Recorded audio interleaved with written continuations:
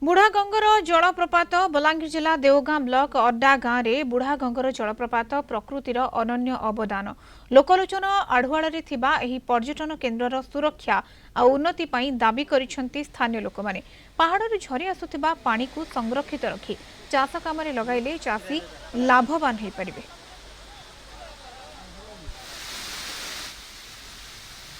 आमे जदि कहमु आमर ग्रामवासी बा आमर जेते अंचलवासी जेते अछन जदि इना गोटे कौन गोटे सुविधा है बेले समस्त सुविधा था पर्यटन स्थली बेले केते दर्शक आसले आम कारण केते पर्यटन आसले से उपभोग कर पारते तार संगे संगे ये तो चाष काम पानी जरूरी है से पानी जदि किसी बंध बोलिया टाइप हेले सेना पानी चाषी चाषी उपकार हो पारे। लोग आसुन अँ बहुत 5-10 वर्ष बहुत आसुन हेले सोशल मीडिया रु एबे बेसी लोग जानुछन हेले ई जगहटा जदि सरकार किछि हमको एटा सहायता करले बहुत एटा उपकृत हो पारता चाषी भाई माने भी उपकृत हो पारतु ए बासिंदार जो बहुत एकड़ चाष होची सब आड़े जे पानी जे लाई पारता बहुत आम उपकृत हो पारतु। तो बहुत मनोरम दृश्य अच्छे पहाड़ ऊपर आर बहुत बड़ बड़ गुंफा माने भी अच्छे जेनटा कि आम जदि नुरा खुजा करना बेले बहुत ऐतिहासिक तथ्य मान बाहरी पार्बा ये जगह और ये जिन जो सरकार टे ध्यान देते बोले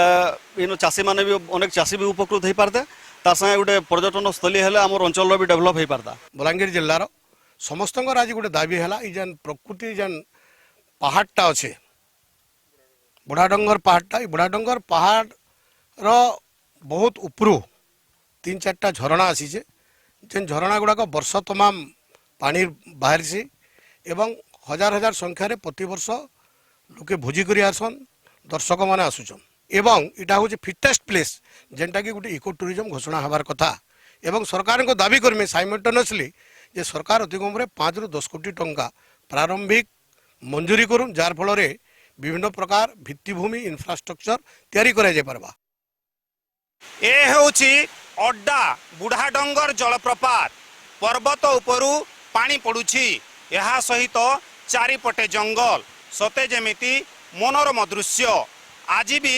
एभली स्थान आज लोकलोचन को आसी पारि नाही। सरकार ए स्थानर विकास कले पर्यटकों संख्या बढ़ंता।